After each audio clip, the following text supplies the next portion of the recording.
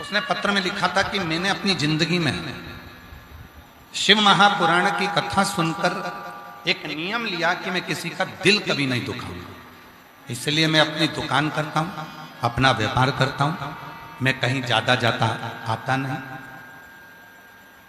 कहीं बैठा हो वो व्यक्ति तो वो उसका पत्र ढूंढना पड़ेगा, उसका नाम ढूंढना पड़ेगा। पर लोग मुझे अपशब्द कहते हैं, लोग मुझे ताना देते हैं, लोग मुझे बद्दुआ देते हैं, लोग मुझे श्राप दे देते हैं।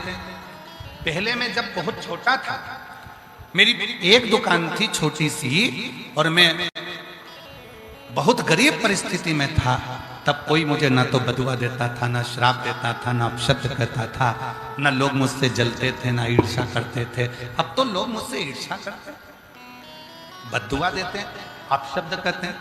गुरुजी, कोई मुझ पर कुछ कर ना पाए और किसी की नजर मुझे ना लगे, उसके लिए मुझे क्या करना चाहिए?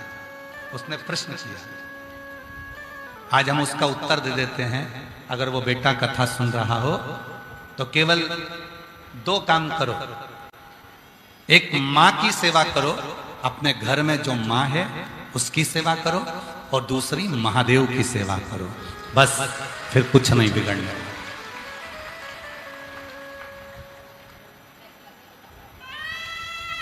एक मां की सेवा करो, अपने घर में जो बुजुर्ग मां है उसकी सेवा करो, और दूसरा महादेव की सेवा करो। ये 2 ऐसे हैं जो आपको कभी जिंदगी में ना नजर लगने देंगे, ना कोई टोना होने देंगे, ना कोई टोटका होने देंगे, ना किसी की बद्दुआ लगने देंगे, ना किसी का श्राप लगने देंगे, और ना किसी की बुरी दृष्टि लगने देंगे। एक मां, एक महादेव। 2 है।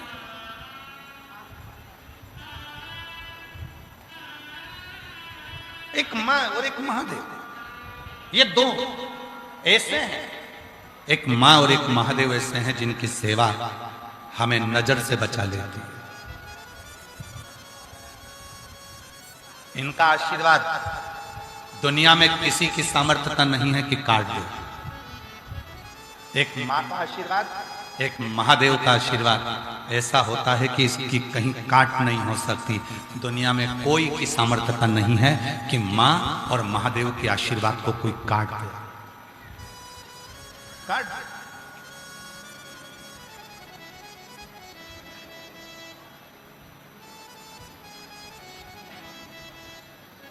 किसी की नजर लगती है तो क्या करते हैं? महादेव के जो भक्त होते हैं नजर कैसे उतारते हैं? शिव जी के मंदिर में जाकर जल चढ़ा देते हैं। जल को लाकर अपने बेटे पे ही स्मरण कर घुमाकर वही जल बेटे के ऊपर छीट देते हैं। नजर कैसी भी हो वो कट ही जाती है, हाय कैसी भी हो वो कट ही जाती है। तो माँ की सेवा और महादेव की सेवा, ये 2 सेवा ऐसी है जो जिंदगी में कभी तुम्हें नजर नहीं लगने देगी, जो जिंदगी में कभी तुम्हें तकलीफ नहीं देगी, तुम्हें जिंदगी में कभी कष्ट नहीं।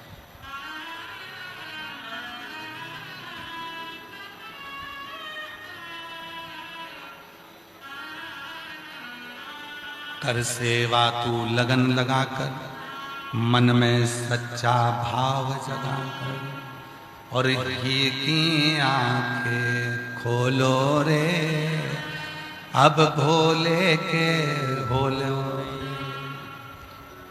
ही की आंखें खोलो रे, अब भोले के भोलो रे। बस 2 सेवा करना।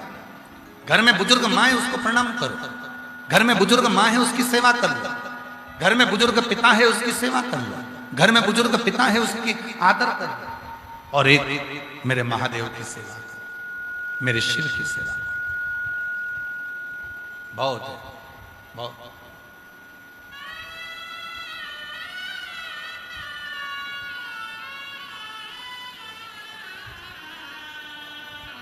आपको मालूम है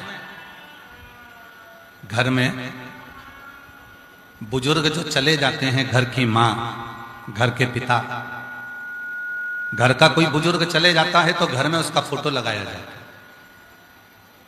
क्यों लगाते हैं? किस लिए लगाते हैं? उनका फोटो देखेंगे तो हमें क्या मिलेगा?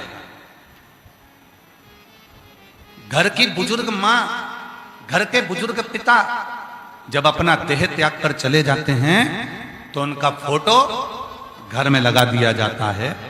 रोज भगवान को प्रणाम करते हैं तो हम उनको भी प्रणाम करते हैं। किस लिए करते हैं? दो चीजों के लिए। एक, पूर्वजों को प्रणाम करने से, पूर्वजों के चित्र को प्रणाम करने से चित्त और चरित्र दोनों श्रेष्ठ रहते हैं। अपने पितरों को, अपने पूर्वजों को, अपने गए हुए उन जीवों को प्रणाम करने से चित्त और चरित्र ये दोनों श्रेष्ठ है।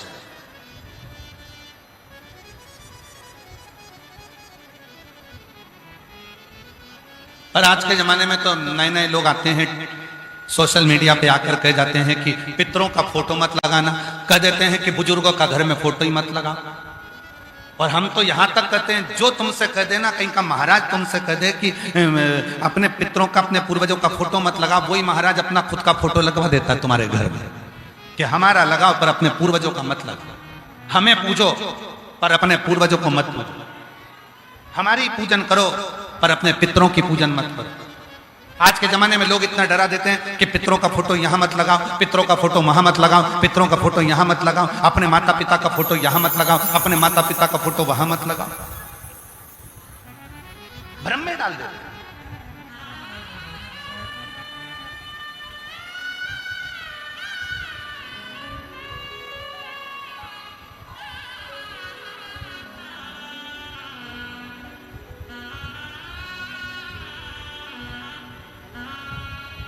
अभी अभी रांची आने से पहले, विवेक जी, रांची आने से पहले सीहोर में प्राण प्रतिष्ठा महोत्सव था मुरली मनोहर मंदिर में। विवेक जी, जब उसकी सूचना हमने किसी को नहीं दी थी, कारण था गर्मी बहुत तेज थी, सीहोर आप लोग आते, वहां थोड़ा पानी का तकलीफ होता, इसलिए उस अनुष्ठान को, प्राण प्रतिष्ठा को हमने गोपनीय रूप से किया। कलयुग में सतयुग, त्रेतायुग और द्वापर युग, इन तीनों का समावेश कुबेरेश्वर धाम की धरा पर कर दिया। शंकर पार्वती जी, सीताराम जी और कृष्ण राधा जी कुबेरेश्वर धाम पर कलयुग में सतयुग, त्रेता और द्वापर। अब कई लोगों ने कहा, क्यों गुरुजी आपने एक ही मंदिर में शंकर पार्वती को विराजमान करा, एक ही मंदिर में सीताराम जी को विराजमान करा, एक ही मंदिर में कृष्ण राधा को विराजमान करा, ऐसा क्यों? हमने कहा, पूरी शिव महापुराण को पढ़ा, स्कंद पुराण को पढ़ा, कुर्म पुराण को पढ़ा, विष्णु पुराण को पढ़ा, 18 पुराणों को पढ़कर देख लिया, सभी पुराणों में एक ही चीज मिली कि भगवान नारायण के दिल में अगर कोई बसते हैं तो शिव बसते हैं, और शिव के दिल में अगर कोई बसते हैं तो नारायण बसते हैं। शिव जी को प्रेम है राम और भगवान कृष्ण से, और राम और भगवान कृष्ण को प्रेम है भगवान शिव से।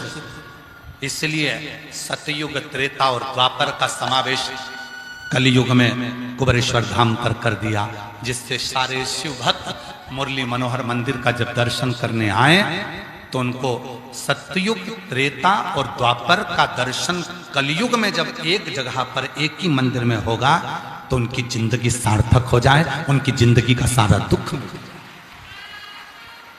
अब विवेक जी, बात यहां अड़ी कि यज्ञ चालू हुआ,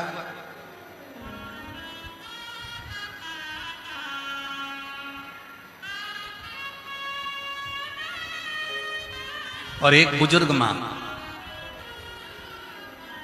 पति नहीं था, प्राण छोड़ चुका था, बुजुर्ग,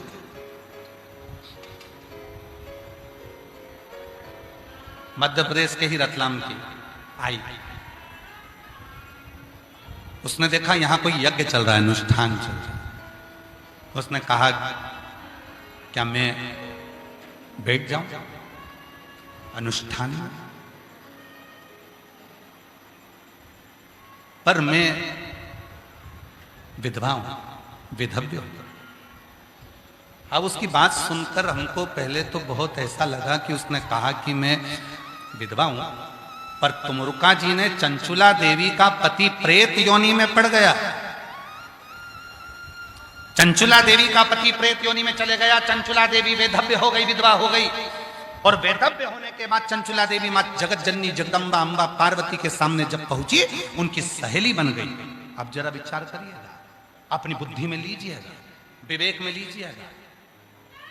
चंचुला देवी वेधव्य है। चंचुला देवी जिसका पति मर चुका है, प्रेत योनि में जा चुका है, वो चंचुला वेधव्य है, विधवा है। और पार्वती जी की सहेली बन जाती है। कैलाश पर जाकर मां पार्वती जी की सखी बन जाती है। बुद्धि में आया। चंचुला देवी, आज शायद ये कथा बहुत सारे लोगों को पेट दर्द करा दे। आज की यह कथा ना जाने कितने लोगों को काली मिर्च लगा सकती है।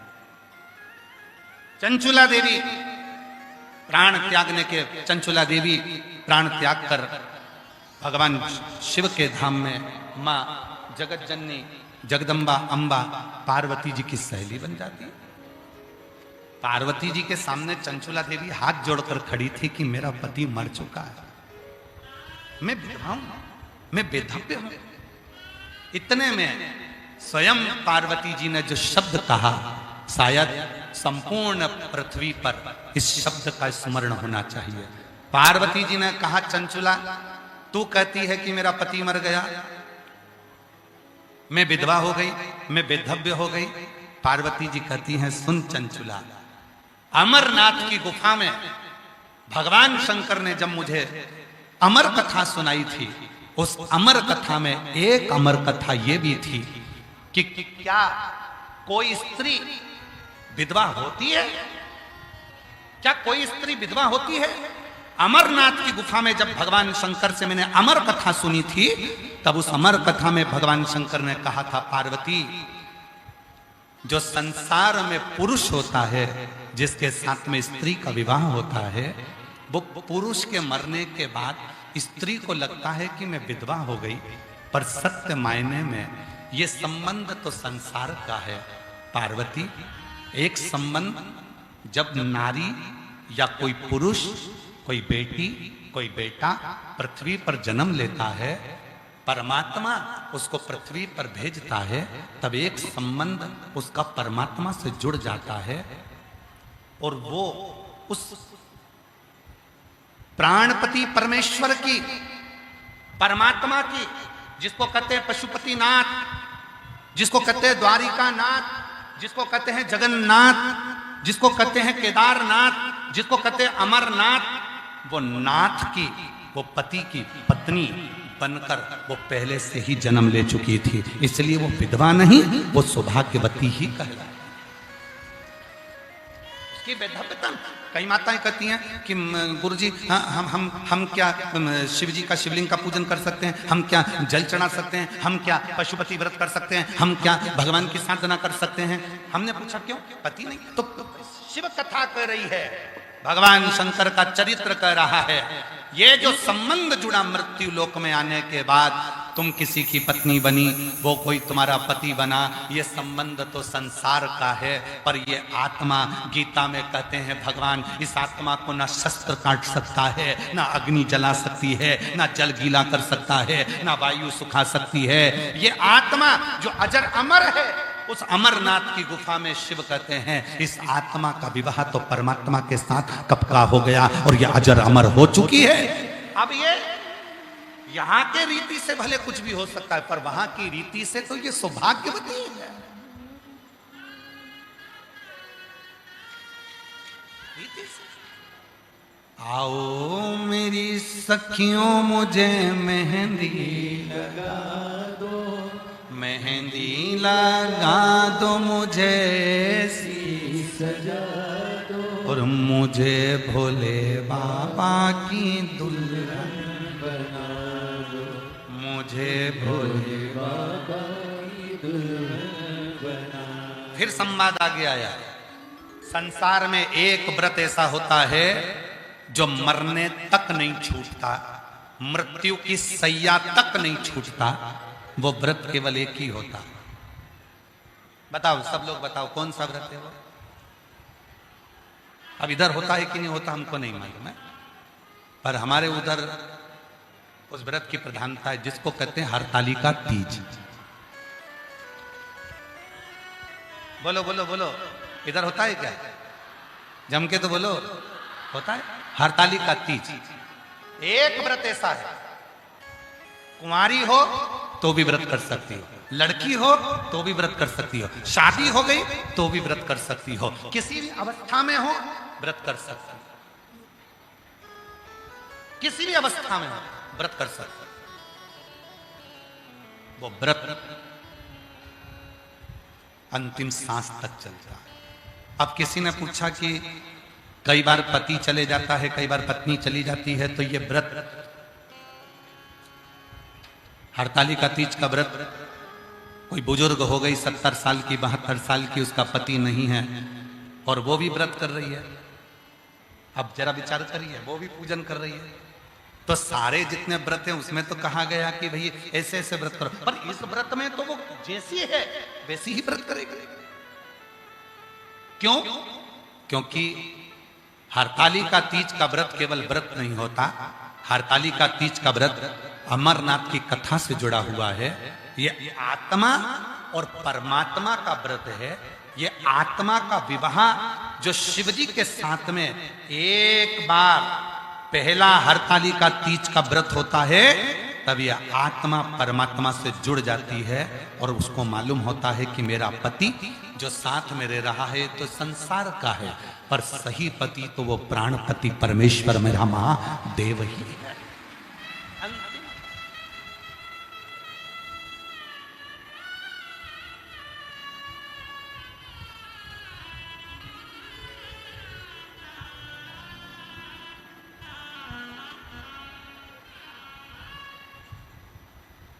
अब किसी ने कहा कि गुरुजी चंचुला देवी का चरित्र, बहुत सावधानी से सुनना कथा को, चंचुला देवी का चरित्र। चंचुला का पति क्या बना मरने के बाद? जम के बोलो, प्रेत। चंचुला कौन बनी मरने के बाद? पार्वती जी की सहेली। अब अगर पति प्रेत बना था तो इसको भी तो भूतनी बनना था। बोलो बोलो, सही है कि गलत है? अगर पति प्रेत बना था तो इसको भी प्रेत नहीं बनना था, क्योंकि हमने तो लोगों के मुख से सुना है, कई लोग बोलते हैं कि पति अगर वो भूत बना तो पत्नी भूतनी बनी। हे भाई, तू समोसा खाएगा तो तेरा पेट भराएगा, वो समोसा खाएगी तो उसका पेट भराएगा।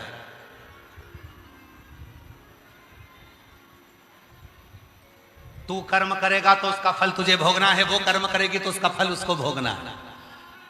कबीरा बाबा कहते हैं, गुरु की करनी गुरु भरेगा, चेला की करनी चेला, उड़ जाएगा हंस अकेला। अपना अपना कर्म भोगना। तो संसार में जिससे तुम्हारा संबंध हुआ है वो अपना कर्म भोग कर ना जाने कौन सी योनि में वो जा रहा होगा, अपना कर्म भोग कर अपन ना जाने कौन सी योनि में जा रहे होंगे। सब अपने अपने कर्म का भोग भोग रहे होंगे। शिव कथा कहती है, इसीलिए संसार के जितने संबंध और रिश्ते हैं ये तो सब आज कल परसों कभी छूट जाएंगे। एक संबंध ऐसा है शिवजी को जल चढ़ाने का, जो आत्मा और परमात्मा का संबंध है। ये संबंध अजर और अमर है, ये कभी नहीं छूटता। आज फिर जन्म लेगा, फिर कल लेगा, फिर इसलिए स्मरण रहे। सत्संग ने मेरी बात चलाई, सतगुरु ने मेरी कीनी रे सगाई, और गुरु को बुला के मेरी डोली सजवा दो, गुरु को बुला के मेरी डोली सजवा दो, मुझे भोले बाबा की दुल्हन बना दो, मुझे भोले बाबा की दुल्हन। सत्संग ने मेरी बात चली। सत्संग में आज व्यक्ति को समझ में आ गया, व्यक्ति को क्या समझ में आ गया कि कैसी भी अवस्था, ये आत्मा परमात्मा की है। दिखने वाला शरीर विधवा हो सकता है, बेदव्य हो सकता है, पर यह आत्मा कभी विधवा नहीं हुई, क्योंकि यह आत्मा उस परमात्मा की है, उसका पति मौजूद है, इसलिए वो कभी बेधव्य नहीं मानती। वो सुहागवती है, वो अखंड सौभाग्यवती है, वो अखंडता धारण कर। कोई तुमसे कह दे ये वाली पूजन में तुमको नहीं बैठना है, उससे पूछना क्यों नहीं बैठना है। कोई तुमसे कह दे शंकर जी का अभिषेक करने तुम नहीं बैठ सकती, उससे पूछना क्यों नहीं बैठ सकती। वो बोले कि नहीं तुम ऐसी हो, तुम्हारा पति नहीं है, तो उसको कहना एक पति है मेरा और वो परमात्मा है। जब मैं जन्म ली थी उस परमात्मा से संबंध जुड़ गया। यह आत्मा अजर और अमर है, यह आत्मा परमात्मा की है, ना ये जली है ना मिटी है और ना कभी मिट सकती है। इसलिए अमरनाथ की कथा में, अमर कथा में एक अमर कथा इस आत्मा की भी पार्वती को शिव जी ने सुनाई है कि इसका पति जीवन भर रहता है और वो स्वयं देवादिदेव महादेव रहते हैं, शंकर रहते हैं, वो आत्मलिंग के रूप में विराजमान होता है। आत्मलिंग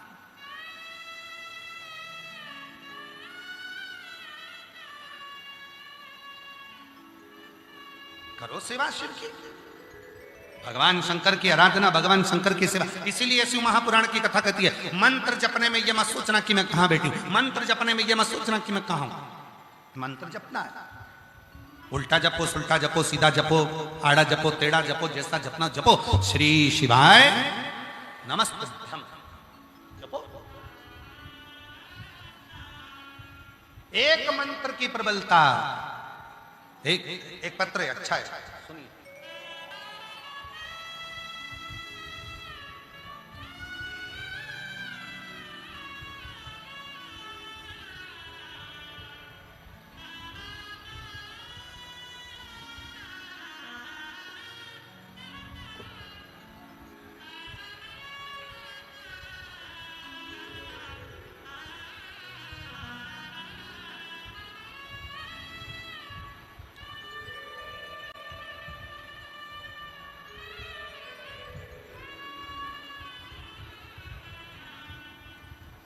मेरा नाम भानु देवी, उम्र 75 वर्ष।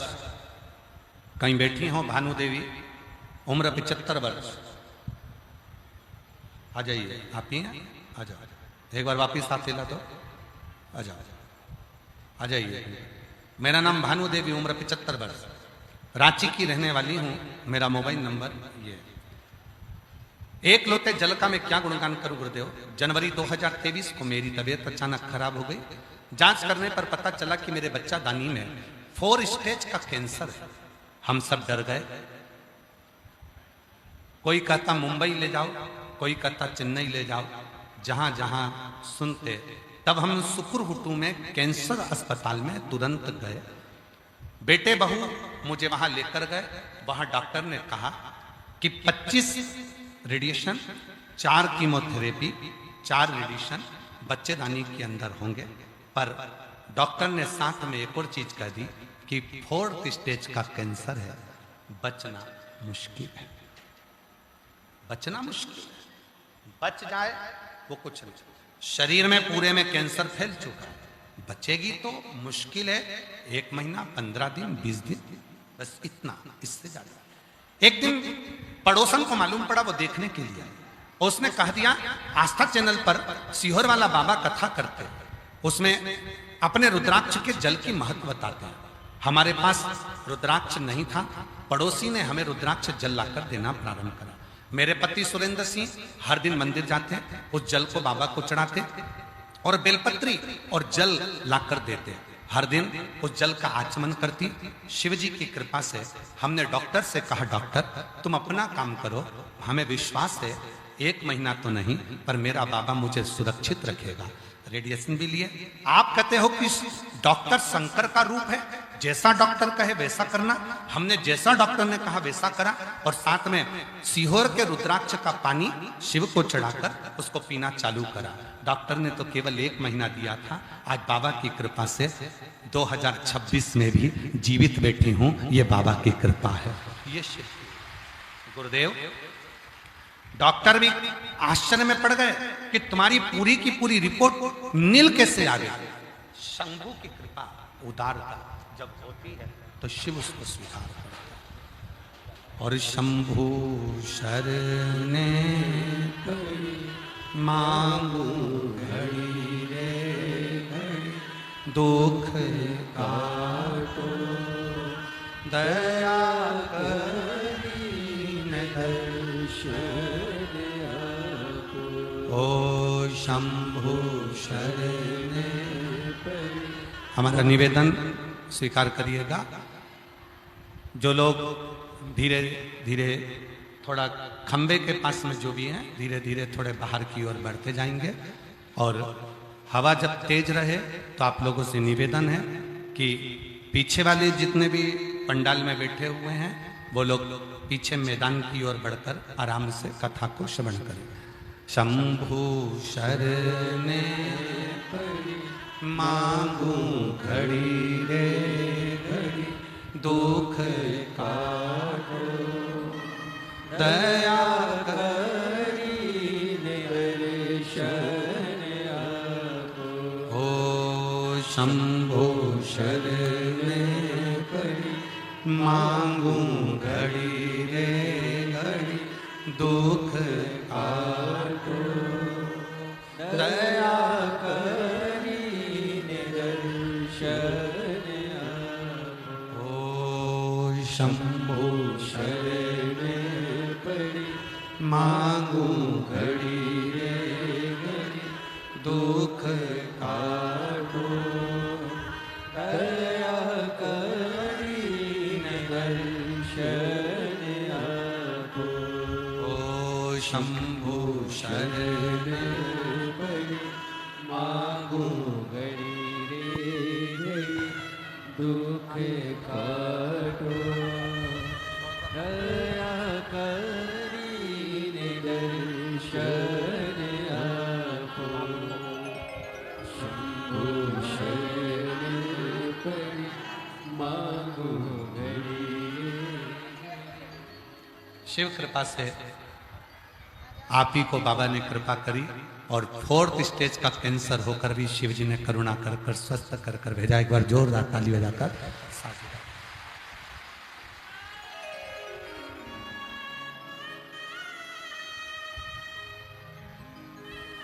शिव कथा कह रही है, भगवान शंकर का चरित्र कह रहा है, शिव महापुराण की कथा वर्णन कर रही है, शिव तत्व कर।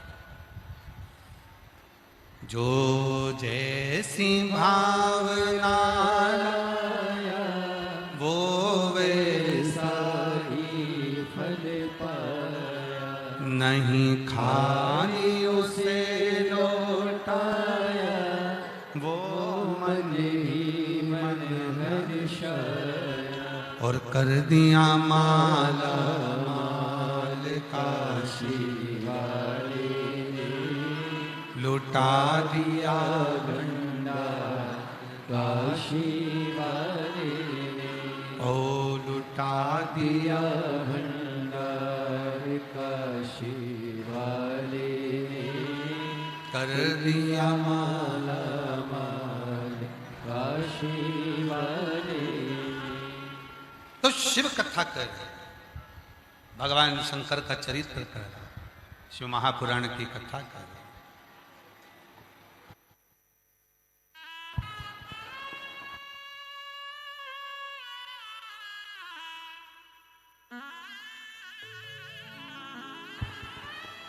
आप लोगों से एक निवेदन स्वीकार करें। जो लोग खंभों के पास में बैठे हुए हैं, जो लोग खंभों से, आप लोगों से निवेदन है कि आप लोग पंडाल के बाहर जहां खाली ग्राउंड है वहां जाकर बैठना प्रारंभ करें। आप लोगों से निवेदन है, गुरु की बात को मानना चाहिए। जो लोग जहां जहां बैठे हैं, पीछे भी ग्राउंड खाली है और खाली जो ग्राउंड है उस खाली ग्राउंड में बैठे जाके। जो लोग खंभों के पास में हैं या जहां है वहां से थोड़ा खाली ग्राउंड में जाकर बैठे। आप लोगों से निवेदन। शंभु शरणे मांगू घड़ी रे घड़ी दुख काटो दया करी दर्शन आपो शंभु शरणे पड़ी मांगू घड़ी रे घड़ी दुख काटो दया करी दर्शन। शिव कथा कर रही है, भगवान शंकर का चरित्र कर रहा है। तो जिस भाव से ये आत्मा उस परमात्मा की है जिसको कोई काट नहीं सका, इस आत्मा को न जल गीला करा है, इस आत्मा को न शस्त्र काटा है, इस आत्मा को न अग्नि जलाई है, इस आत्मा को न वायु, इस आत्मा को परमात्मा को। शिव कथा कर रहे, बाबा की कथा कर।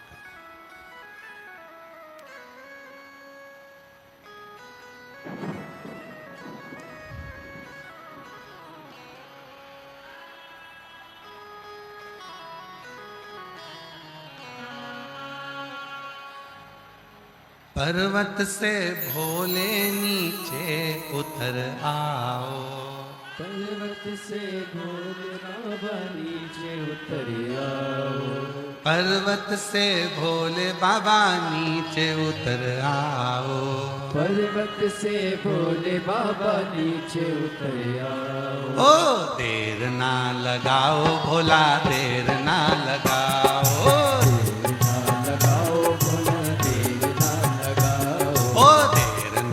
लगाओ भोला, देर ना लगाओ, देर ना लगाओ भोला, देर ना लगाओ। पर्वत से भोले बाबा नीचे उतर आओ, पर्वत से भोले बाबा नीचे उतर आओ, ओ पर्वत से भोले बाबा नीचे उतर आओ, पर्वत से भोले बाबा नीचे उतर आओ। ओ देर ना लगाओ भोला, देर ना लगाओ,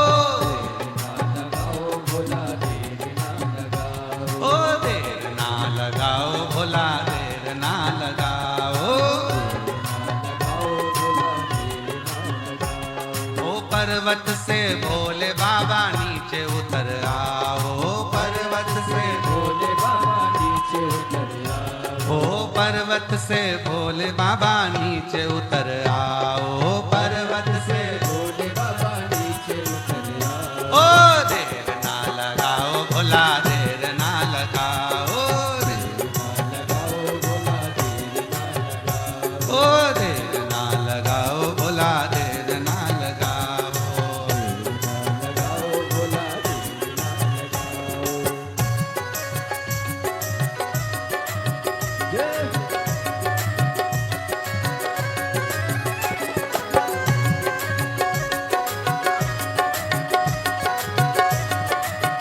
शंभो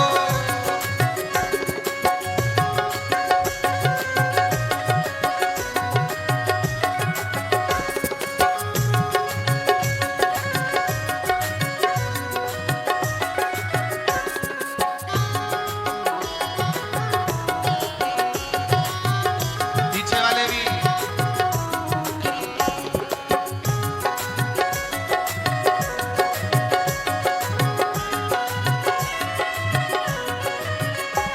ओ भोले के लान मैंने गंगा जल बुलाया, भोले के लाल मैंने गंगा जल बुलाया, ओ भोले के लान मैंने गंगा जल बुलाया, भोले के लाल मैंने गंगा जल बुलाया।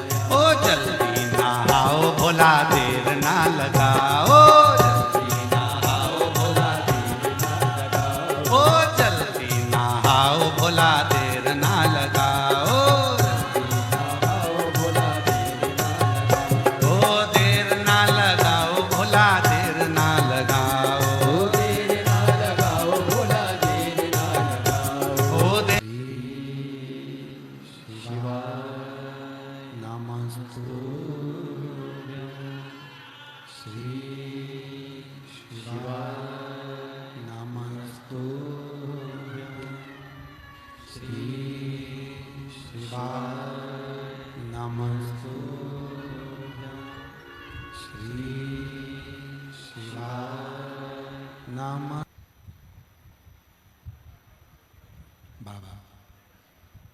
देवादिदेव महादेव भगवान शिव गणदानी त्रिकालदर्शी कैलाशी अविनाशी भगवान शंकर की पवित्र कथा कर रहे हैं।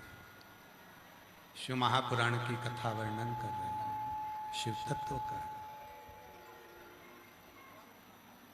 भगवान शंकर की पवित्र कथा कर रहे हैं। आप जिस अवस्था में हो उस अवस्था में शिव हो जाओ। कहाँ हो, कैसे हो, उस अवस्था में शिव हो जाओ।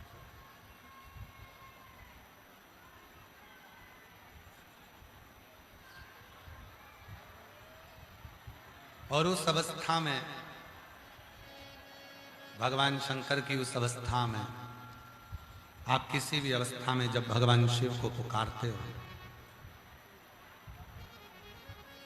शिव का विश्वास और शिव का आशीर्वाद दोनों ही एक दिन जरूर काम आता। आपने भगवान शंकर से पर विश्वास किया है, आपने भगवान शंकर का आशीर्वाद लिया है, तो जिंदगी में कभी धोखा नहीं मिल सकता, कष्ट नहीं। एक पत्र लिखा एक बहन ने, अच्छा पत्र है, देखिए।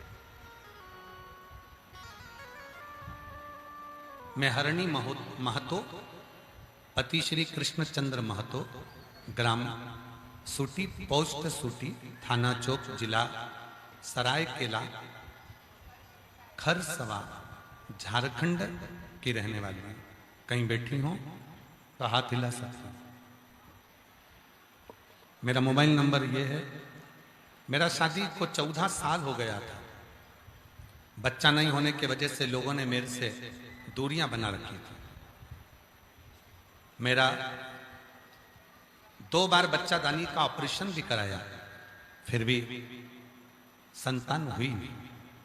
सब जगह से जब हार गई, तब किसी के कहने पर सीहोर पहुंच गई और वहां कंकर शंकर की पूजा कर कर, सफेद बैठी हैं, आ जाइए, जहां बैठी हैं आ जाइए, बच्चा हो साथ में तो उसको भी लिया, आ जाइए। कंकर शंकर की पूजा करी, सफेद आंकड़े की जड़ का प्रयोग करा, पशुपति नाथ का व्रत करा, सब करा, और बाबा की ऐसी कृपा हुई गुरुदेव, शंकर की कृपा से 5 सोमवार ही पूरे हुए थे और बाबा की कृपा से मेरे यहाँ 17/3/2025 को बेटे ने जन्म लिया। आज मैं बाबा को धन्यवाद देने के लिए यहाँ। एक पत्र और है। मैं दिव्या देवी, मेरे पति लक्ष्मण कुमार गुप्ता, जिला पूर्वी सिंहभूम के जमशेदपुर नगर में रहने वाली हूँ। मेरा मोबाइल नंबर यह है। शादी को 13 साल हो गए थे, पर मेरी कोई संतान नहीं थी। मैंने बहुत डॉक्टरों को दिखाया, IVF भी करवाया, फिर भी संतान का सुख नहीं हुआ।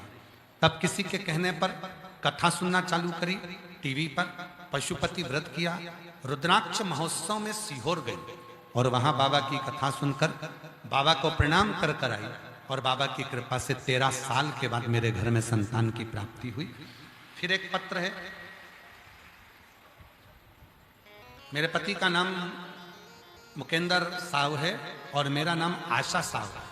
मैं जिला धनबाद, जिला हीरापुर, BDO ऑफिस के पास रहती हूँ। मेरा मोबाइल नंबर ये है। गुरुजी कहीं बैठी हो, जिन जिन के पत्र पढ़े जा रहे हैं अगर बैठे हों तो आ सकते हैं बेलपत्र लेने के लिए। मेरी शादी के 10 साल पूरे हो गए, लेकिन कोई संतान का सुख नहीं हुआ। बाबा की ऐसी कृपा हुई, कथा सुनना प्रारंभ करी और 1 लोटा जल चढ़ाना, सफेद आंकड़े की जड़ का प्रयोग करा और बाबा की कृपा से 2024 में मेरा गर्भ ठहर गया और संतान की प्राप्ति हो गई। मैं बाबा को यहाँ नमन करने के लिए आई हूँ कि 8 तारीख 2024 सितंबर के महीने में मेरे घर में पुत्र रत्न की प्राप्ति 10 वर्ष के बाद हो गई। मैं शिव को यहाँ नमन कर रहा हूँ। हम शिव से क्या कहते हैं, हम भगवान शंकर को क्या कहते हैं? हमारा विश्वास, हमारा भरोसा, हमारी दृढ़ता शिव के प्रति कितनी, कैसी, ये हम पर निर्भर करता है। शिव कथा कर रही है, भगवान शंकर का चरित्र कर रहा है। जरूरी नहीं है कि कहीं जाकर बैठोगे तो ही शिव प्राप्त होंगे।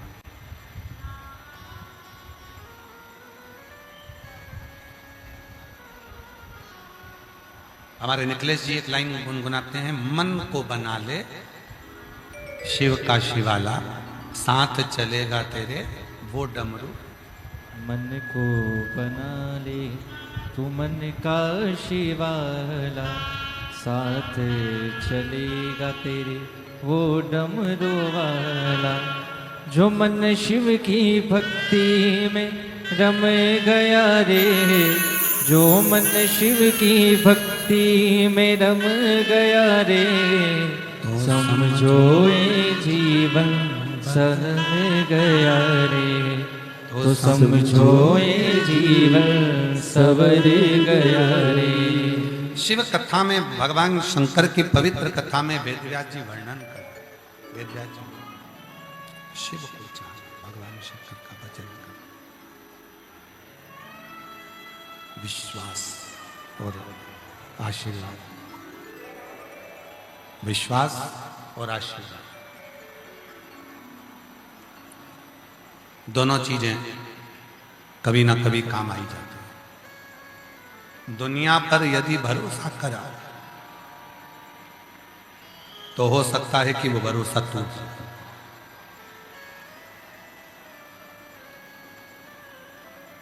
पर यदि देवाधिदेव महादेव पर भरोसा करा तो वो भरोसा कभी टूटता नहीं। कथा ने क्या दिया है? शिव महापुराण क्या देती है? भरोसा, विश्वास। शिव महापुराण भरोसा भी देती है और विश्वास भी देती है। एक लोटा जल सारी समस्या का हल। लोग कहते हैं कि कथा सुनने से क्या मिलता है? उनको बोलो शबरी जी को राम मिल गए, ध्रुव को श्री हरि मिल गए, प्रहलाद को नरसिंह भगवान मिल गए, मीरा को गिरधर गोपाल मिल गए, कर्माबाई को जगन्नाथ मिल गए, रामकृष्ण परमहंस को मां जगत जननी मिल गई, संत तुकाराम जी को हरि विठ्ठल मिल गए, नामदेव जी को पांडुरंगा मिल गए। दुनिया में ऐसा कौन है जिसको कथा सुनने से नहीं मिला? जिसने दिल से कथा सुनी उसको कुछ ना कुछ जरूर मिला, ये निश्चित है और वो प्राप्त है। क्या नहीं मिलता? क्या नहीं प्राप्त होता?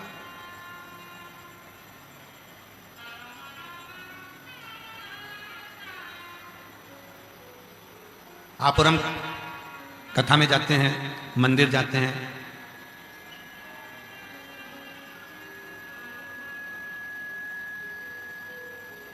हम भगवान के मंदिर में गए, कथा में गए, उन पर श्रद्धा रखी, विश्वास रखा, पर वही श्रद्धा वही विश्वास मंदिर से वापिस आने के बाद में हमारे अंदर थोड़े समय के बाद वो रहता ही नहीं है। कथा में इतना विश्वास है, कथा में इतना भरोसा है, शिव जी पर बहुत भरोसा है, शिव जी के मंदिर भी जाते हैं, श्रद्धा भी रखते हैं, विश्वास भी रखते हैं, फिर वापिस घर पर आते हैं तो वैसे की वैसे ही हो जाते हैं। जैसे घर, अपने घर में कितनी भी झाड़ू लगाओ, कितनी भी सफाई कर लो, दूसरे दिन फिर थोड़ा ना थोड़ा कचरा आ ही जाए। बोलो बोलो, सही है कि गलत है? घर में कितनी भी झाड़ू लगा लो, कितना भी पोछा लगा लो, कितनी भी सफाई कर लो, थोड़ा ना थोड़ा कचरा घर में रोज झाड़ू में निकल ही जाए। उसी तरह रोज भोजन जरूरी है, रोज झाड़ू लगाना जरूरी है, रोज पोछा लगाना जरूरी है, रोज कपड़े पहनना जरूरी है, रोज तैयार होना जरूरी है, रोज नहाना जरूरी है, रोज स्नान जरूरी है, रोज श्रृंगार जरूरी है। उसी तरह रोज भगवान की कथा भी जरूरी है, जिससे ये मन साफ होता है। ये मन साफ।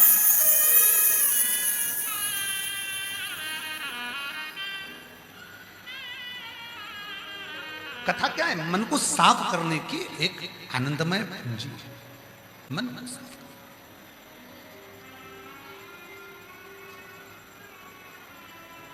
रोज झाड़ू लगाना है, रोज पोछा लगाना है, रोज बुआरी लगाना है, घर साफ रहेगा। रोज रोज घर को साफ कर कर तो रखना ही पड़ेगा, तो मन को भी तो साफ रखो। मन भी तो साफ होना चाहिए। रोज कथा सुन, घर के लोग कह देंगे कि बताओ रोज रोज कथा सुनती? हाँ सुनती। पागल हो गई है क्या? हाँ, कथा ही हमने कांके में सुनी है।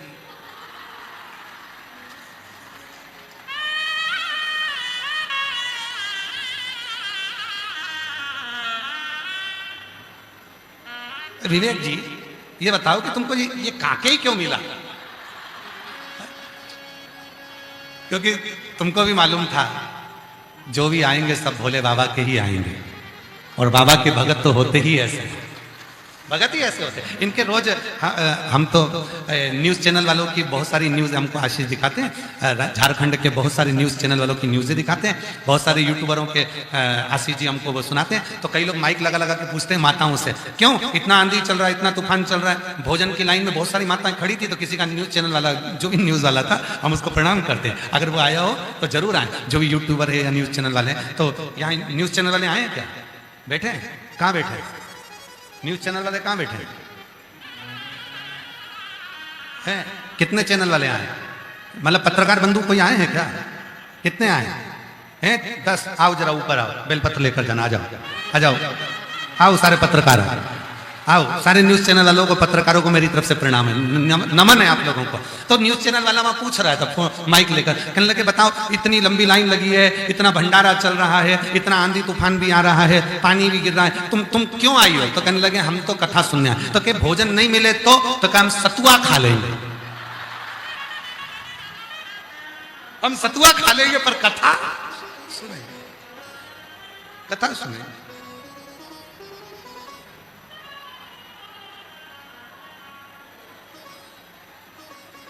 हम भले सतुआ खाएंगे पर कथा सुनेंगे, हमें कथा सुन।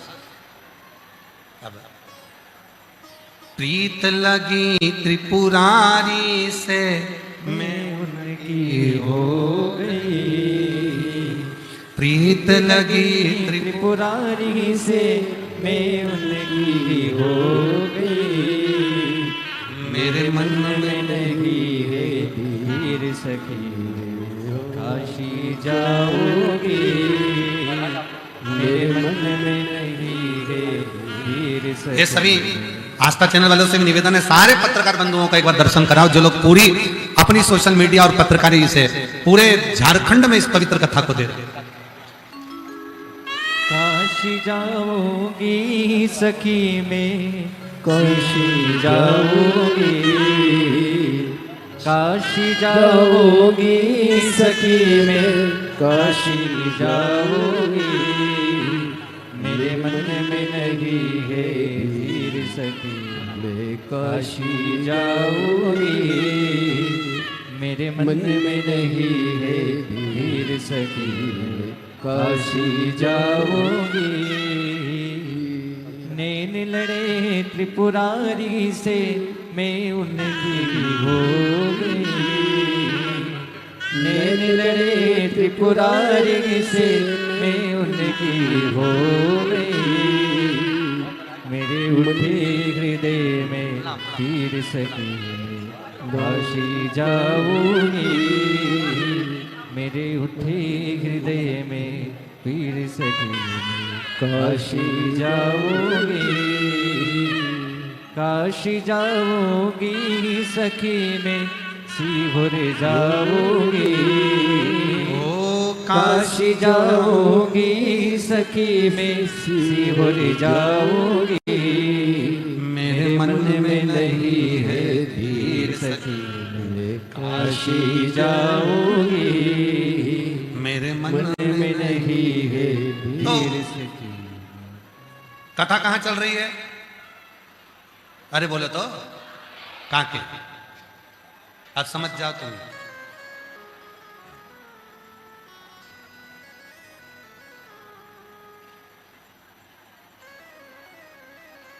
बाबा के भक्त हो, सतुआ खा के रेलूंगी और कथा सुनूंगी, कथा बिना नहीं रह सकती। बस विश्वास इतना ही रखिए, भरोसा इतना ही रखिए,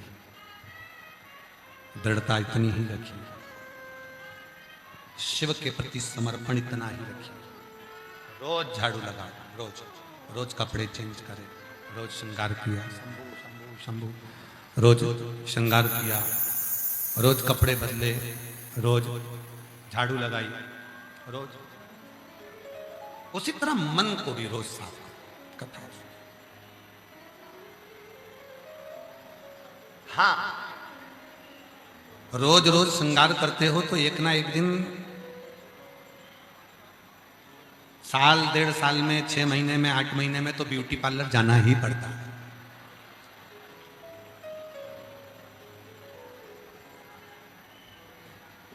उसी तरह रोज रोज भगवान शंकर को 1 लोटा जल चढ़ाते हो, शिव जी को जल समर्पित करते हो, पर साल 2 साल में 1 आध बार तो सीहोर आना ही पड़ता है कुबेरेश्वर बाबा की धरा पर, अपने को खुद को चार्ज करने के, खुद को चार्ज करने।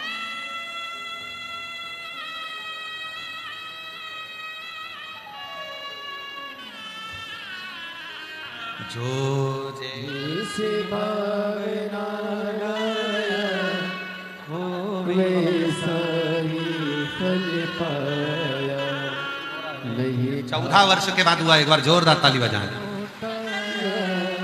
हो मन ही मन हर्षाया, कर दिया माला माल का रोते नहीं, अच्छे खुश होकर जाओ तो बाबा दे दिया। लुटा दिया भंडार काशी वाले, 13 वर्ष के बाद हुआ है। एक बार जोरदार ताली बजाओ। कर दिया माला माल काशी वाले, हो रहा है।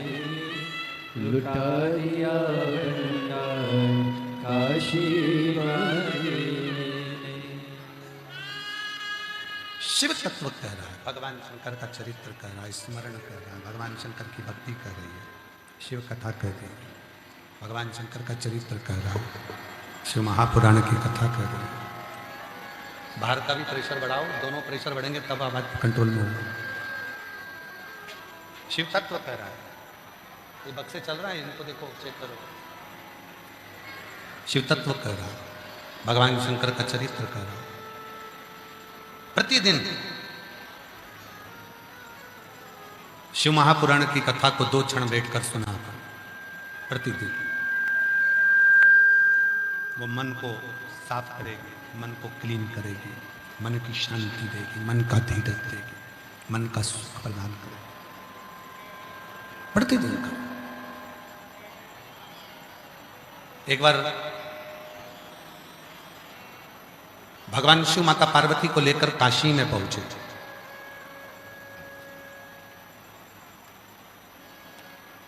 पार्वती मैया काशी की गलियों में भ्रमण कर रही थी।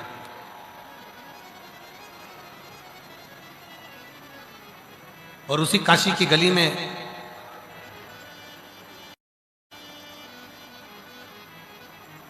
एक छोटा सा बच्चा जिसका नाम था भानु, वो मौन होकर, चुप होकर पड़ा।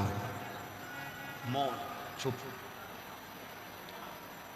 पार्वती जी का उस पर दृष्टि पड़ गई, पार्वती जी का उस पर ध्यान गया।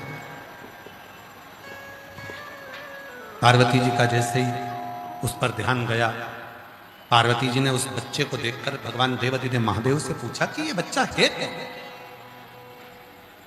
एकदम चुप बैठा है, मौन बैठा है, शांत बैठा है, कुछ बोलता भी नहीं है, कुछ खाता भी नहीं है। पार्वती जी ने उसको जल दिया, उसने जल भी नहीं लिया। पार्वती जी ने उसको कुछ भोजन पाने को दिया, उसने भोजन भी नहीं पाया। बस वो बच्चा मौन था, चुप चुप।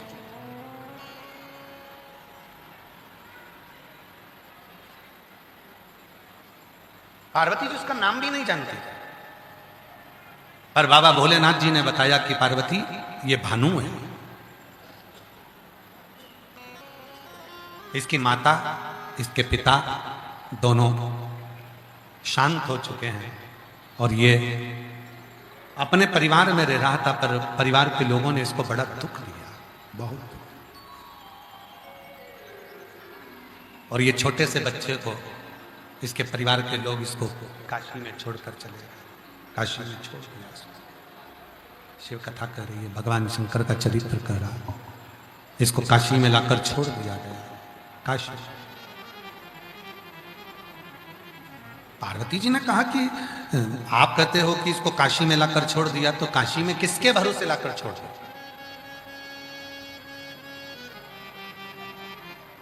काशी में किसके भरोसे लाकर छोड़ दिया? भगवान शंकर पार्वती जी से कहते हैं, पार्वती ये काशी में शंभु शंभु शंभु शंभु शंभु शंभु शंभु, पार्वती जो ये काशी में लाकर इस बच्चे को छोड़ा गया है, ये किसी के भरोसे पर नहीं, पार्वती ये मेरे भरोसे पर लाकर छोड़ा गया, मेरे भरोसे, ये किसी के भरोसे पर नहीं छोड़ा, ये मेरे भरोसे पर छोड़ा, मेरे।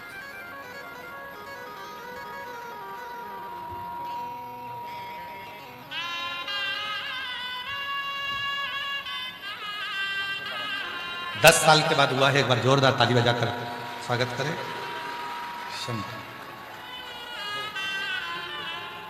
तो अब तो रोते नहीं, अच्छा बाबा दे दिया है सब।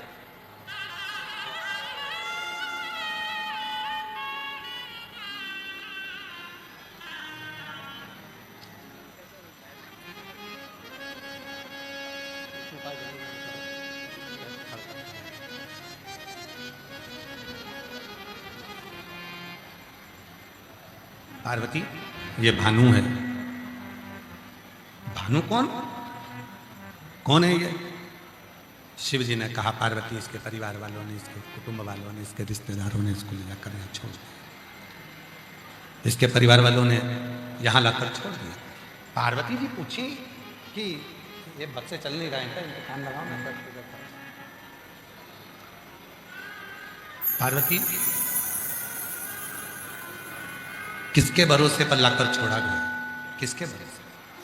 शिव जी कहते हैं अगर कोई काशी में इस बच्चे को अगर छोड़कर गया है तो किसी के भरोसे नहीं है, मेरे ही भरोसे पर छोड़कर, मेरे भरोसे। तो फिर प्रभु ये इतना खामोश क्यों है, इतना चुप क्यों है? इसके चुप रहने का कारण क्या है? इतना खामोश क्यों है? क्यों चुप, क्यों खामोश? ये बोलता क्यों नहीं है? इसके मुख से कोई शब्द क्यों नहीं निकलता? भगवान शंकर ने बड़ी सुंदर बात कही।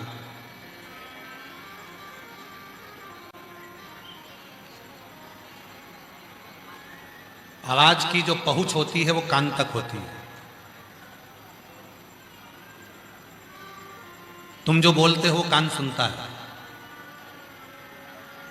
भगवान शंकर के शब्दों का स्मरण करिएगा जरा ध्यान से। शिव कह रहे हैं पार्वती जी को, उस बालक को देखकर, भानु को देखकर भगवान शंकर कह रहे हैं आवाज की पहुंच कान तक होती है। अगर कोई व्यक्ति बोलता है तो उसकी पहुंच कान तक होती है। और शिव कहते हैं अगर कोई खामोश हो जाता है, चुप हो जाता है, मौन हो जाता है, तो उसकी आवाज, उसकी पहुंच आसमान तक होती है। आसमान तक। ये चुप क्यों हो? इतना मौन क्यों है? इतना खामोश क्यों? इतना चुप होने का कारण क्या है? इतना खामोश होने का कारण क्या है? क्यों चुप है? क्यों खामोश है? आपको एक बार कहा था, स्मरण में है कि नहीं हमको नहीं मालूम। आप लोग कथा सुनते होगे तो हो सकता है कि आपके स्मरण में होगा। एक बार कहा था कहीं कथा में कि शिव जी के मंदिर में जाकर तुम जल चढ़ाओ ना चढ़ाओ, दूध चढ़ाओ ना चढ़ाओ, बेलपत्र चढ़ाओ ना चढ़ाओ, चावल चढ़ाओ ना चढ़ाओ, और शिव जी के मंदिर में जाकर 2 क्षण के लिए नंदी के पास मौन होकर बैठ जाए। केवल तुम चुप होकर बैठे और नंदी का जो पांव ऊपर होता है, आगे का एक पांव नंदी का ऊपर होता है, एक पांव नीचे होता है, जो पांव ऊपर है उस नंदी के उस पांव के पास में जाकर थोड़ी देर मौन होकर बैठो, चुप होकर बैठ जाओ, मौन होकर। आवाज की पहुंच कान तक होती है और मौन की पहुंच आसमान तक होती है। जब हम चुप बैठते हैं तो मेरा महादेव वो बात को श्रवण करता है, थोड़ा सुनता है, धारण करता है।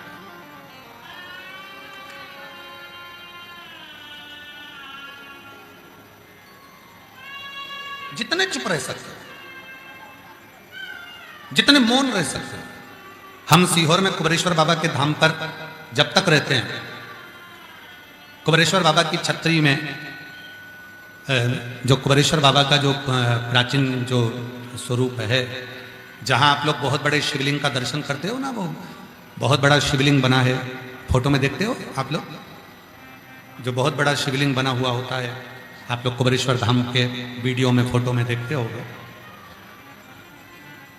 आस्था वालों जरा चलाइएगा, वो जो बड़ा शिवलिंग है कुबेरेश्वर धाम का, उसका फोटो चला। हाँ, ये जो शिवलिंग आप लोग एलईडी पर देख रहे हो, आस्था चैनल पर देख रहे हो, ये जो बड़ा शिवलिंग है ये तो बाद में बना है, पहले इसके नीचे बाबा कुबेर भंडारी विराजमान है। एक छोटी सी छतरी है, उस छतरी में छोटा शिवलिंग है। पर पहले हमने इस बड़े शिवलिंग को, इस पहाड़ को बना दिया था, इसलिए बनाया था कि सुंदर स्वरूप में आ जाएगा, मंदिर स्वरूप बड़ा होगा। पर इतना नहीं मालूम था कि वो पहाड़ इतना बड़ा बन गया, उसका रास्ता छोटा हो गया, अब लोग अंदर जा नहीं पाते।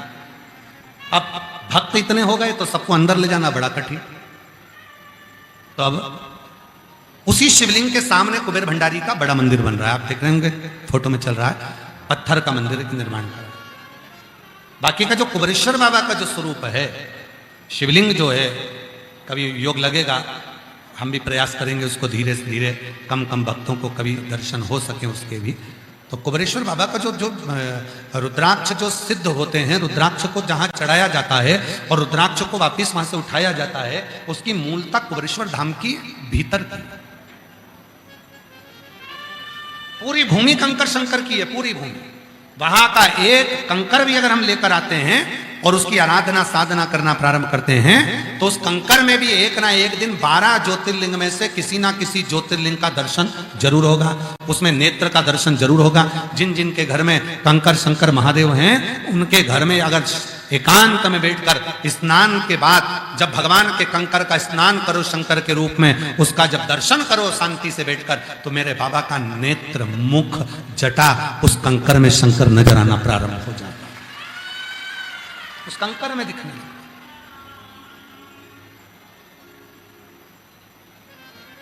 कई लोग कहते हैं गुरुजी सीहोर के रुद्राक्ष में ऐसा क्या है? हम कहते हैं वो साधारण रुद्राक्ष नहीं है। सीहोर का रुद्राक्ष ना कहीं बिकता है, सीहोर का रुद्राक्ष ना कहीं कोरियर करा जाता है, सीहोर का रुद्राक्ष ना कहीं भेजा जाता है, सीहोर का रुद्राक्ष ना किसी को कहीं बाहर जाकर दिया जाता है। वहां तो जो भक्त आता है, कंकर शंकर पूजन करता है, हाथ पसार कर, गोदी पसार कर जो रुद्राक्ष लेता है, बाबा से अपने मन की बात कहकर जाता है, वो 3 महीने में बाबा की कृपा से वापिस आता है। वो सीहोर के रुद्राक्ष की इतनी महत्वता हो। और उसी स्वरूप में बाबा के ही धाम में एक 400 साल पुराना बट वृक्ष है।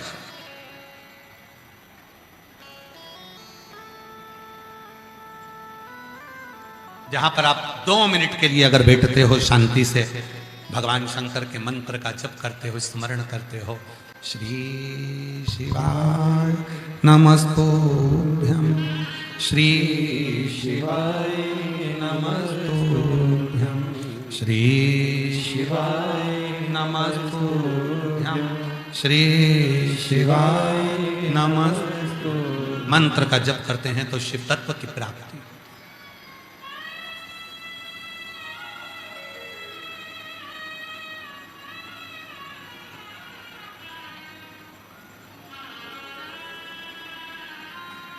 क्या देता है बाबा?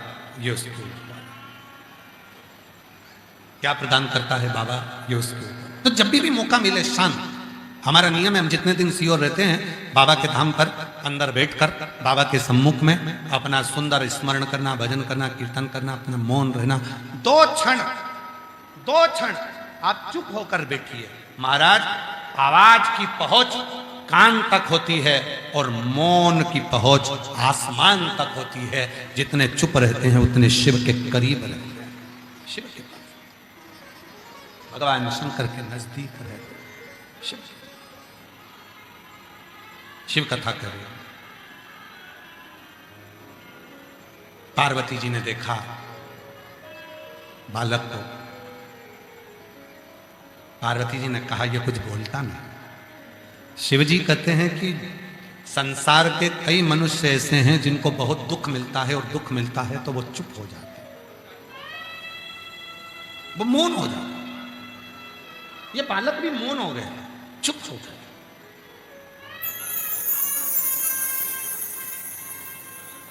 और अब ये बालक अगर मौन हो गया है, चुप हो गया है, किसी किसी को स्मरण कराया गया महाराज, दुनिया के लोगों को देखकर बड़ा आश्चर्य होता है, दुनिया के लोगों को देखकर बड़ा कभी कभी आश्चर्य झलकता है। दुनिया के लोग दूसरे से बात करते हैं तो इतने प्रेम से करते हैं, हाजी भाजी हो जी इतने प्रेम से बात करते हैं। दुनिया के लोग दूसरे से ऐसे प्रेम से बात करते हैं, इतने प्रेम से बात करते हैं, रिश्तेदारों से इतने प्रेम से बात करते हैं, नातेदारों से इतने प्रेम से बात करते हैं, अपने कुटुंबियों से इतने प्रेम से बात करते हैं, दोस्तों से प्रेम से बात करते हैं।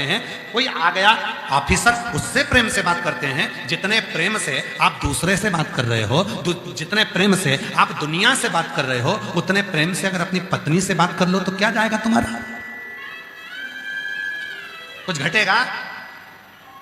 कुछ जाएगा? नहीं। पर रिश्तेदारों से प्रेम से बात करना है, व्यापारी से प्रेम से बात करना है, मोबाइल पर सबसे प्रेम से बात करना है, दोस्तों से प्रेम से बात करना है। पर पत्नी से जब भी बात करेगा तो ऐसा करेगा जैसे मारन जोड़ रहा हो, चिल्ला के, चीख के, चिढ़कर, क्रोध में, अपशब्दों के साथ, ताना देकर बात करेगा। भाई क्या जाएगा?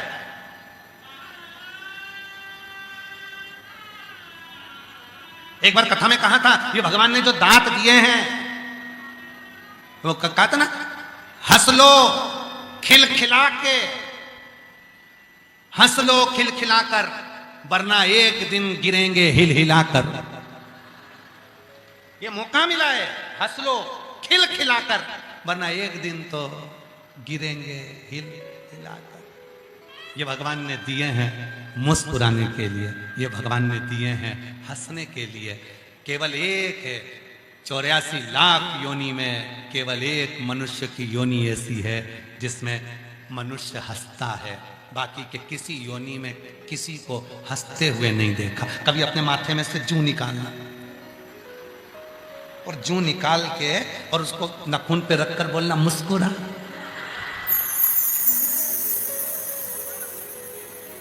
वो जूं हंसेगी। चलो जान दो, जूं को भी जान दो, खटमल को पकड़ लो, मक्खी को, मच्छर को, झिंगुर को, चलो झिंगुर भी जान, छिपकली को पकड़ो और छिपकली से क्यों हंस, मुस्कुरा, हंसेगी।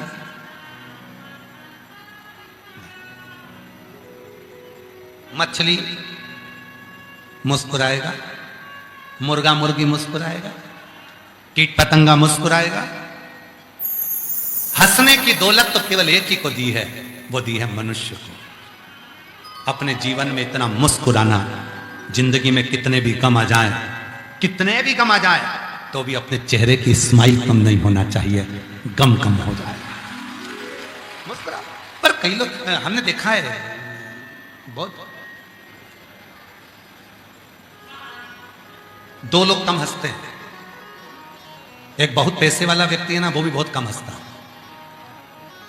बहुत करोड़पति व्यक्ति बहुत कम हंसेगा, बहुत कम हंसेगा भी तो ऐसा लगता है जैसे ट्रैक्टर चला दिया, बहुत कम हंसता है। और दूसरा बहुत कम हंसता है, बहुत बड़ा ऑफिसर जिसके पास में बहुत बड़ा पद हो कुर्सी का, वो हंसेगा ही। क्यों? क्योंकि हंसेगा तो उसको काम करना पड़ेगा। जिसके सामने हंसा उसकी फाइल पे सिग्नेचर करना पड़ेगा, तो वो हंसता ही नहीं। कितने भी हंसने वाले उसके सामने पहुंच जाए, सर कैसे हो, सर घर पे सब अच्छा, सर आप ठीक हैं, ऐसा लगता है कि भगवान ने इनको ऐसे ही पैदा किया था। हंसते ही नहीं, हंसते ही। और जिंदगी काहे के लिए मिली है? बोलो बोलो बोलो, मुस्कुराने के लिए। सबसे अच्छा जानते हैं हम, जो साधारण व्यक्ति है ना, अपने दोस्तों में बैठ के जो खिलखिलाते हैं। हम माने अपनी सहेलियों के साथ में, अपने दोस्तों के साथ, आप सब अपनी, अभी यहाँ कथा सुनने के लिए मेरी जीजी आई हैं, इनको देखना, जितना तो इनको शादी में आनंद नहीं आता उतना कथा में आनंद आता है। रात को रुकेंगी, खूब भजन करेंगी, स्मरण करेंगी। और लोग कहते भंडारा खा रही हो इतनी बड़ी सेठानी हो के, उससे पूछो कितना जिंदगी का सुख मिल रहा है। थाली लेके खड़ी है दो, और सिर पे पल्लू, और पीछे वाली इधर वाली इधर से, इधर वाली इधर से, और वो अन्न अन्न चावल और चावल, थोड़ा सा सब्जी और ना आसन है, ना कोई बासन है, ना कोई बिछाने का, ना दरी, ना कुछ नहीं, और 3-4 एक साथ बढ़िया बढ़िया चारों बैठ गए और बढ़िया। और फिर कथा में पहुंच गई, तेरे डमरू की धुन से मैं काशी नगरी।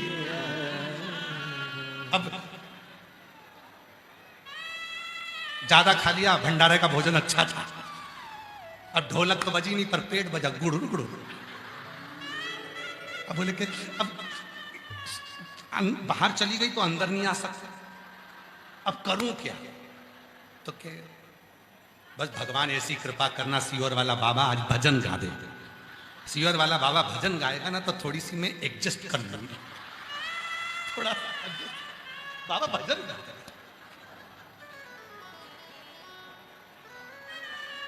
फिर बाबा देर ना लगाओ भोला,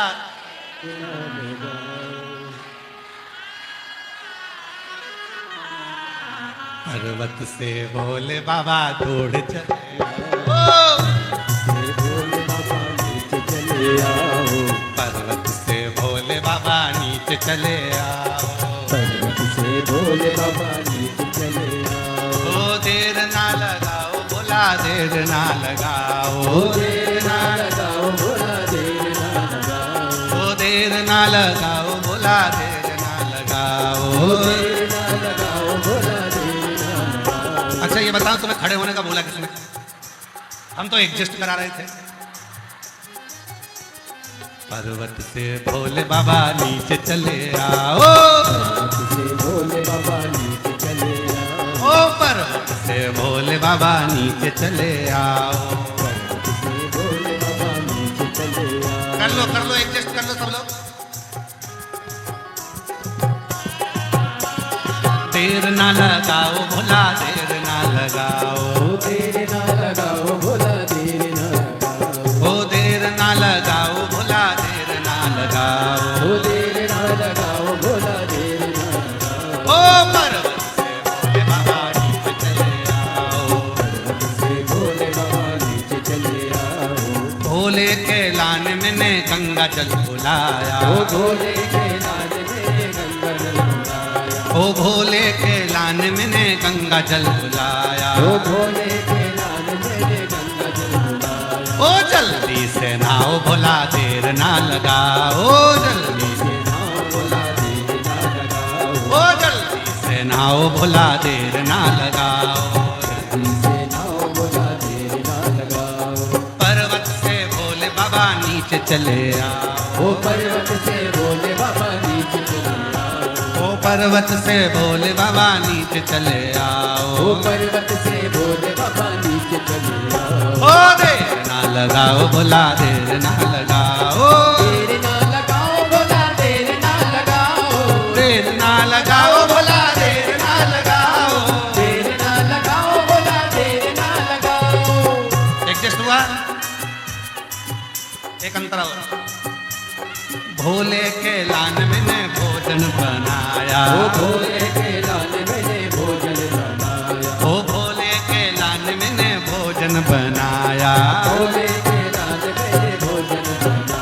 ओ जल्दी से खाओ बाबा, देर ना लगाओ, जल्दी से खाओ बाबा, देर ना लगाओ। ओ जल्दी से खाओ बाबा, देर ना लगाओ, जल्दी से खाओ बाबा, देर ना लगाओ। पर्वत से भोले बाबा नीचे चले आओ, ओ पर्वत से भोले बाबा नीचे चले आओ। ओ पर्वत से भोले बाबा नीचे चले आओ, ओ पर्वत से भोले बाबा नीचे चले आओ। ओ देर ना लगाओ बाबा, देर ना लगाओ, देर ना लगाओ बाबा, देर ना लगाओ। ओ देर ना लगाओ भोला, देर ना लगाओ, देर ना लगाओ भोला, देर ना लगाओ। ओ देर ना लगाओ भोला, देर ना लगाओ।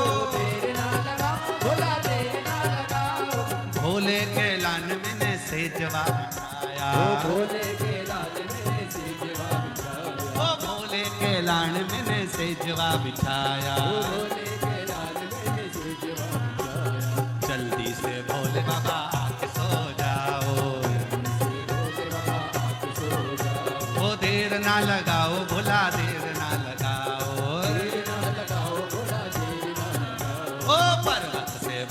बाबा नीचे चले आओ, से भोले बाबा नीचे चले आओ, ओ पर्वत से भोले बाबा नीचे चले आओ, वो पर्वत से भोले बाबा नीचे चले आओ, भोला देर ना लगाओ, भोला देर ना लगाओ, देर ना लगाओ भोला देर ना लगाओ, ओ देर ना लगाओ, भोला देर ना लगाओ, देर ना लगाओ भोला देर ना लगाओ, ओ देर ना लगाओ, भोला देर ना लगाओ, देर ना लगाओ भोला देर ना लगाओ, ओ देर ना लगाओ, भोला देर ना लगाओ, देर ना लगाओ भोला देर ना हार हार। महादेव। जल्दी से बैठ जाओ, स्तुति करना रहेगा। बाबा देवाधिदेव महादेव की पवित्र कथा कहती है, भगवान शिव का पवित्र चरित्र कह रहा है। भाव से ये कथा 11 मई तक चलेगी, 17 मई से 23 मई तक करनाल हरियाणा में कथा 1 बजे से 4 बजे तक रहेगी। 27 मई से 2 जून तक गांव दूधनाल, तालुका उमरगा, जिला धाराशिव, महाराष्ट्र में कथा रहेगी 2 से 5। हृदय से बाबा को अपने मन की बात कहना है, दिल से प्रार्थना करना। आज आप लोगों के चक्कर में 2 बार स्तुति करने का मौका मिल गया। हृदय से बाबा को मन का भाव कहिएगा।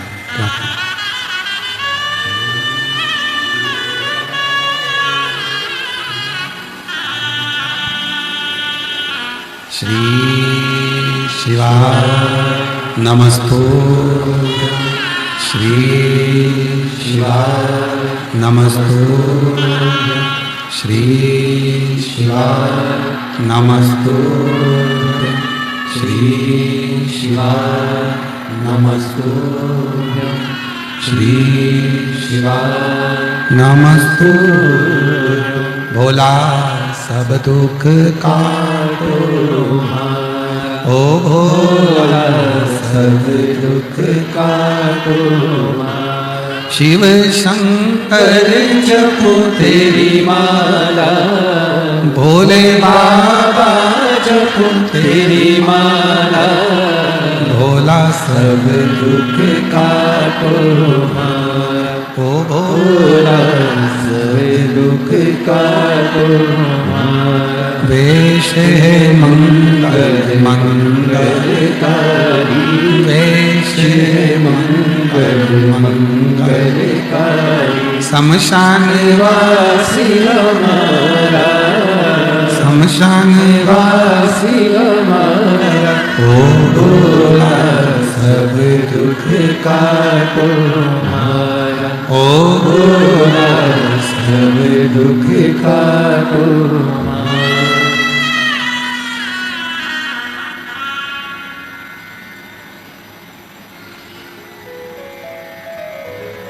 बाबा देवाधिदेव महादेव भगवान शिव की पवित्र कथा कहती है।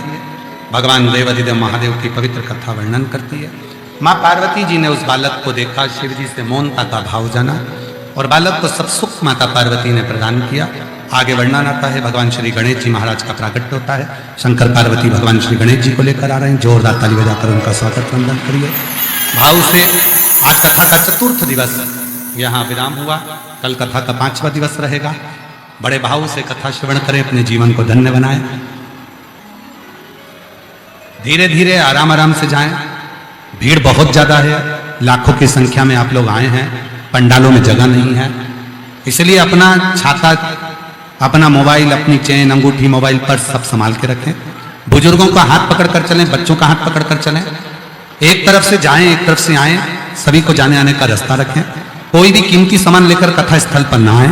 सोना चांदी हीरा पन्ना घर छोड़कर बाबा का भजन स्मरण करें और अपने जीवन को सार्थक बनाएं।